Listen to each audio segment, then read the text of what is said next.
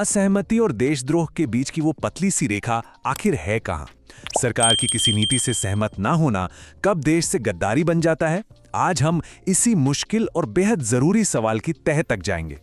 जरा सोचिए, दुनिया भर के बड़े बड़े नेता एक जगह इकट्ठा हुए हैं, एक जरूरी समिट चल रही है और ठीक उसी वक्त बाहर कुछ लोग जोरदार प्रदर्शन कर रहे हैं। सरकार की तरफ से बयान आता है कि ये देशद्रोह है। पर क्या सच में ऐसा है या ये लोकतंत्र का एक हिस्सा है? आइए इसी गुत्थी को सुलझाते हैं।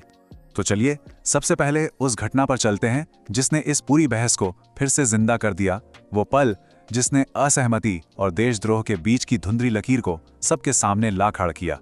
तो हुआ ये कि इंडिया एआई इम्पैक्ट समिट में इंडियन यूथ कांग्रेस ने एक शर्टलेस प्रोटेस्ट किया। वजह, वो एक नए भारत अमेरिका व्यापार समझौते के खिलाफ थे। अब इस पर जो रिएक्शन आया वो बहुत तेज था। सत्ताधारी पार्टी के नेताओं ने इसे सीधा सीधा राष्ट्र विरोधी यानी एंटी नेशनल कह दिया और नतीजा ये हुआ कि दंगे के इल्जाम में 14 लोगों को गिरफ्तार कर लिया गया। और बस यहीं से वो बड़ा सवाल खड़ा हो जाता है जिस पर हम आज बात कर रहे हैं। क्या दुनिया भर से आए मेहमानों के सामने विरोध करने से हमारे देश की इमेज खराब होती है, या फिर ये दुनिया को हमारी डेमोक्रेसी की ताकत दिखाता है कि यहाँ हर किसी को अपनी बात रखने का हक है, भले ही वो सरकार के खिलाफ ही क्यों ना हो। लेकिन ये मामला सिर्फ एक विरोध प्रदर्शन का नहीं है। असल में इसके पीछे ना दो अलग अलग विचारधाराओं की, दो अलग अलग सोच की टक्कर है इस बात को लेकर कि भाई एक देश को चलाया कैसे जाना चाहिए। एक सोच ये है कि असहमति जो है वो एक सेफ्टी वॉल्व की तरह काम करती है। जैसे प्रेशर कुकर का वॉल्व होता है ना, जो एक्स्ट्रा प्रेशर बाहर निकाल देता है, बिल्कुल वैसे ही ये एक हेल्दी डेमोक्रेसी की निशानी है। वहीं दूसरी तरफ मजबूत नेता वाली सोच है। ये मानती है कि देश को आगे बढ़ाने के लिए मजबूत फैसले और एकता सबसे जरूरी है। और इस सोच के हिसाब से कोई भी आलोचना या असहमति देश की तरक्की में रुकावट डालती है और अथॉरिटी को चैलेंज करती है। अच्छा, इस पूरी बहस को सही से समझने के लिए ना एक बहुत ही बेसिक लेकिन उतना ही जरूरी फर्क समझना होगा। एक ऐसा फर्क जिसे अक्सर जानबूझकर नजरअंदाज कर दिया जाता है, और वो फर्क है सरकार और राज्य यानी स्टेट के बीच का। देखिए, राज्य का मतलब सिर्फ वो पार्टी नहीं है जो अभी पावर में है। राज्य तो पूरा देश है, एक परमानेंट एंटिटी। इसमें सरकार भी है, संसद भी है, अदालतें भी हैं और हाँ, विपक्ष भी इसका हिस्सा है। इसको ऐसे समझिए, सरकारें तो आती जाती रहती हैं, है ना? वो तो बस मैनेजर की तरह हैं जो 5 साल के लिए आते हैं। लेकिन राज्य यानी हमारा देश, वो तो हमेशा रहता है, वो परमानेंट है। अगर राज्य एक पूरा पेड़ है तो सरकार उसकी बस एक टहनी है। और इतिहास गवाह है कि कई बार इस फर्क को मिटाने की कोशिश हुई है। आपको 1976 का वो मशहूर नारा तो याद ही होगा, इंडिया ही इंदिरा है और इंदिरा ही इंडिया है। ये इसका सबसे बड़ा उदाहरण है जहां नेता, सरकार और देश तीनों को एक ही बना दिया गया था। अब ये जो खींचतान है ना, ये कोई नई बात नहीं है। इसकी जड़ें बहुत गहरी हैं, हमारे संविधान को देखने के दो अलग अलग नजरियों में।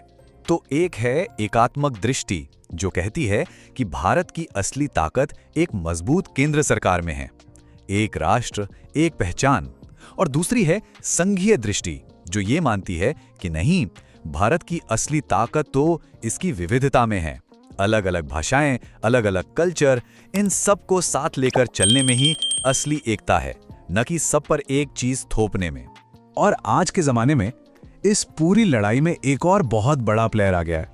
एक ऐसा प्लेयर जो मिनटों में हवा का रुख बदल सकता है, और वो है मास मीडिया। अक्सर इसका एक पैटर्न सा बन गया है। स्टेप 1, लोग सरकार की किसी पॉलिसी का विरोध करते हैं। स्टेप 2, मीडिया में ये बात चलने लगती है कि अरे, इससे तो दुनिया में देश की इमेज खराब हो रही है।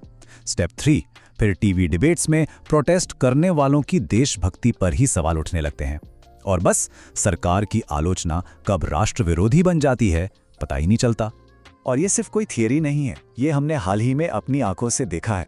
याद कीजिए 2019 का नागरिकता संशोधन अधिनियम का विरोध या फिर 2020-21 का किसान आंदोलन। दोनों ही बार विरोध करने वालों पर क्या इल्जाम लगा? यही कि वो देश के दुश्मनों के हाथों में खेल रहे हैं।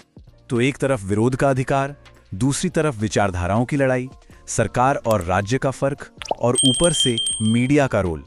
जब हम इन सारी चीजों को जोड़कर देखते हैं तो हम एक बहुत बड़े सवाल पर पहुंचते हैं, लोकतंत्र के असली टेस्ट पर। और वो बड़ा सवाल यही है कि कोई भी डेमोक्रेसी देश की एकता को बनाए रखते हुए असहमति के लिए, विरोध के लिए जगह कैसे दे सकती है? ये बैलेंस आखिर बनेगा कैसे? तो शायद आखिर में बात बस इतनी सी है, एक मैच्योर डेमोक्रेसी की पहचान ये नहीं होती कि वहां कोई विरोध ही ना हो।